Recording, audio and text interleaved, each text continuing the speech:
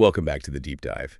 You've handed us a stack of sources today that it lays out this really intense picture of global instability. It really does. Yet the connections between all these stories are, well, they're profound. We're talking record-shattering money in the arms trade, some shocking allegations about military conduct, and then this fierce battle for, like, digital sovereignty. And our mission, as always, is to cut through that noise and pull out the insights that matter. Exactly. Synthesize the facts, get to the core of it. And today's deep dive really reveals the immediate and, frankly, lucrative side of global tension. When you look at the financials, you see geopolitical friction translating directly into exponential market growth. Okay, let's unpack this. We have to start where the money is. The war economy, the latest SIPRI report, that's the Stockholm International Peace Research Institute, it confirms what a lot of people suspected. 2024 was a record year for arms manufacturers. The scale is it's staggering. The top 100 arms companies generated a colossal $679 billion in revenue. $679 billion. And crucially, that's an inflation-adjusted increase of 5.9% over the previous year. The sources are really clear. This acceleration is fundamentally driven by tensions from the war in Ukraine. And while the U.S. is still the heavyweight, 39 firms, almost half of that global revenue, their growth rate was actually pretty standard. Right, 3.8%. Not small, but not the big story. No, the real dramatic shift is happening in Europe. Precisely. European companies, and this is excluding Russia, they saw a collective 13% spike in revenue. But the real headline is Germany. 36%. A staggering 36% growth. I mean, this isn't just a bump. This signals a fundamental shift in European defense. Absolutely. The sources link it directly to Russia's invasion of Ukraine. Companies like Rheinmetall and Diehl are just scaling up at an incredible rate. It's not just about selling new weapons. No, it's about rebuilding. It's rebuilding, replenishing stocks that were sent as aid and, expanding this military-industrial complex that had been pretty dormant since the Cold War. Then you look at Russia, which is this unique counterpoint. Sanctions did cut into their export revenues, but the huge spike in domestic demand just completely offset the losses. Well, they've shifted fully to a war economy. Fully. They are channeling everything into production. And the specific number we pulled from the sources, this is the one that really, it just grabs you. The artillery shells. Yeah. Russia increased its production of 152-millimeter artillery shells by 420% between 2022 and 2024.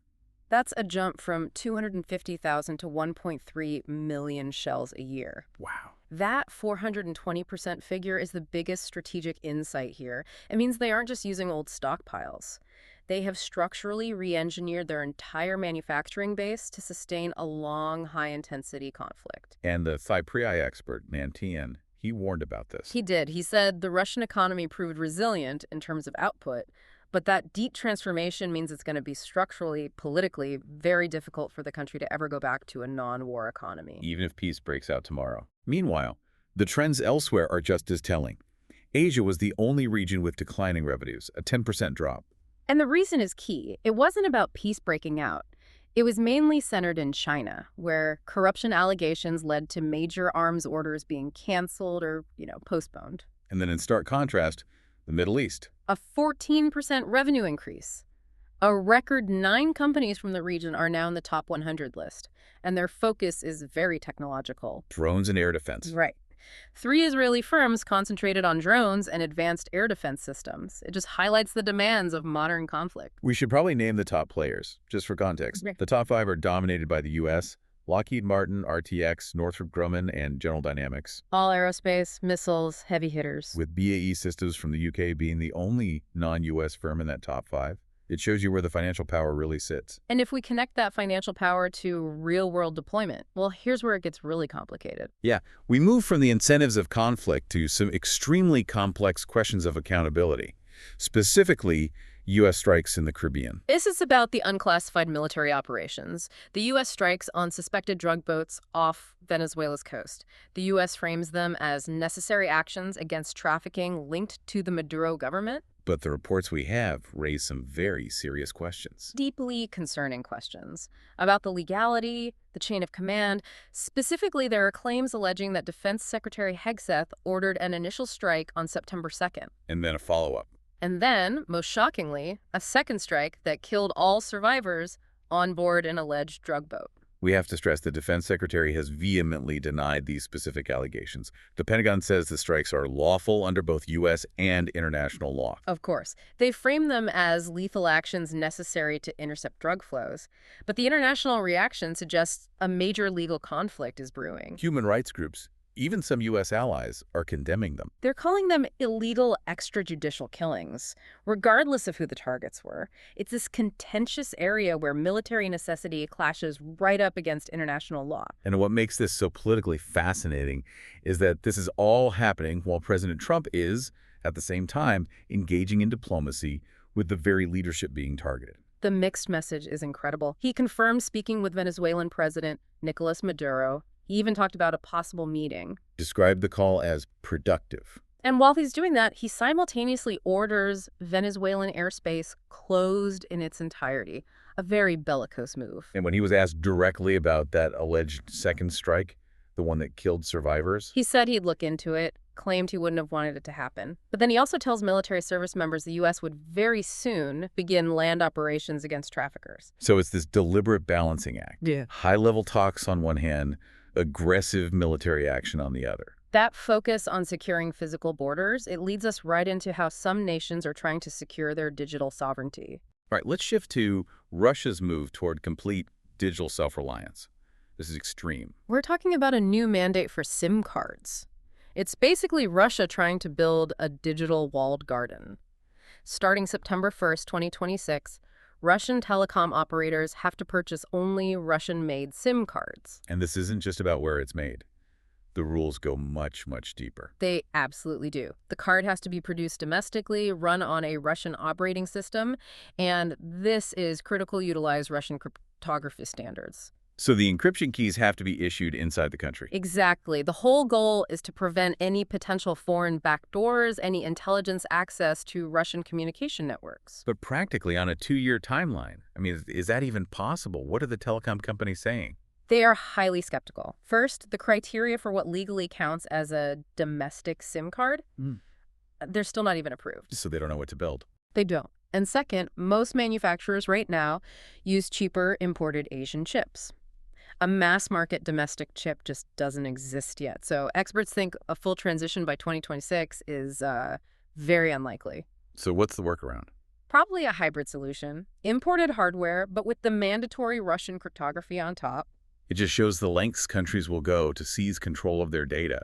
And speaking of security measures, there's also that new cooling-off period test. Right. A 24-hour block on internet and SMS for any subscriber who's been inactive for over 72 hours or who is returning from abroad. It's an intense measure. Now, let's move from digital control to these dramatic political shifts happening. We need to talk about Bangladesh, where the legal fallout after the Hasina regime was overturned it's having international effects. It's the aftermath of a major political upheaval, and the new government has launched a whole wave of legal cases.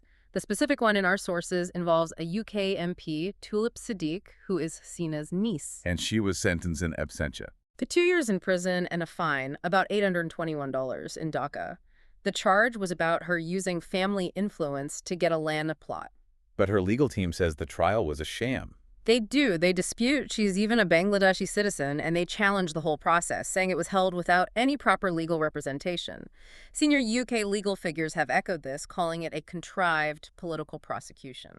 And the context here is just the staggering scale of the alleged corruption under that former regime. Authorities estimate around $234 billion was appropriated through corruption during Hasina's reign. $234 billion. And Hasina herself was recently sentenced to death in absentia over a deadly crackdown. That figure gives you a sense of the economic devastation and this kind of instability, this struggle over democratic alignment. We see a similar thing in Georgia. Right, where President Kavelashvili is fighting to defend the legitimacy of the 2024 elections, despite a lot of fraud allegations and international criticism. The situation there is a total paradox. Their EU accession talks are frozen. But Kavelashvili insists his government is committed to joining the EU. Which has something like 75% public support. It does. But the huge obstacle is that foreign agent law. The requirement that NGOs and media getting more than 20% of their funding from abroad have to register as agents. And he defends it as transparency. But critics are calling it the Russia law because it looks so much like the legislation the Kremlin uses to stifle dissent. It undermines the very freedoms you need for EU membership. And there's a cultural friction, too. A huge one. Kavelashvili explicitly defends their focus on traditional values, defining marriage as only between a man and a woman, and protecting youth from what he calls LGBT-related promotional influences. Which puts Georgia fundamentally at odds with core EU social values. It creates an existential crisis for their entire goal of integration. Let's shift our attention now. We need to move from all this political and financial conflict to some high-impact human stories. Yeah. Disaster, but also discovery. It helps recalibrate things. We have to start with the scale of the recent natural disaster in Asia. Severe flooding and landslides across Indonesia, Sri Lanka, Thailand, Malaysia. It's been catastrophic. At least 960 confirmed deaths, with hundreds more still missing. Indonesia was hit the hardest. 442 deaths, over 400 missing, and 2 whole cities on Sumatra are completely inaccessible. And Sri Lanka reported 340 deaths after Cyclone Jitwa. It's just a tragic confirmation of what scientists have been saying about climate change altering storm patterns. That vulnerability, it stands in sharp contrast to a rare moment of long-awaited justice. For the victims of the Zika epidemic. Yes. After a decade of fighting, Brazilian mothers finally won a major battle for their children affected by the virus. Brazil agreed to pay compensation for moral damage. That's genuinely incredible news for those families. Can you walk us through how that compensation works? It's a real commitment to lifetime care. Each child will get a one-time payment of $9,000, but then an additional $18,000 every single year for the rest of their lives. That annual payment is crucial. It recognizes the lifelong care these families face. It does. And finally, let's pivot to a surprising cultural moment. The discovery of a Peter Paul Rubens painting, Christ on the Cross. From 1613. Lost for over 400 years, known only from engravings. And it was found during a routine inspection of a townhouse in Paris. Just a classic discovery story. But the authentication process was painstaking. The scientific analysis was really the key. What convinced the experts? An expert named Nils Buttner confirmed it after a microscopic examination of the paint. They found specific blue and green pigments consistent with Rubens' unique treatment of human skin. It was like a signature. A verified masterpiece. So what was the final price at auction? It sold for 2.3 million euros, which is about $2.7 million. So what does this all mean when we put the pieces together? That's the question, isn't it? We've seen an arms industry generating $679 billion from conflict. We've looked at military accountability, the struggle for political transparency, and then we see a Zika compensation plan, ensuring $18,000 a year for a child's life, right next to a 400-year-old painting selling for $2.7 million. It summarizes the current state of things perfectly. The astronomical financial returns on instability versus the very measurable value we place on human care and cultural heritage. The insights today confirm that global conflict provides this huge, accelerating economic incentive. And that's transforming entire national industries. It is. So the provocative thought I want to leave you with is this. Given the evidence of this permanent shift, like that 420% increase in artillery shell manufacturing in Russia or the rapid rebuilding in Germany, how fundamentally has the global supply chain for military goods changed? And does this acceleration make large-scale, prolonged conflict less avoidable in the coming decades? A vital question for you to mull over. Thank you for diving deep into these sources with us today.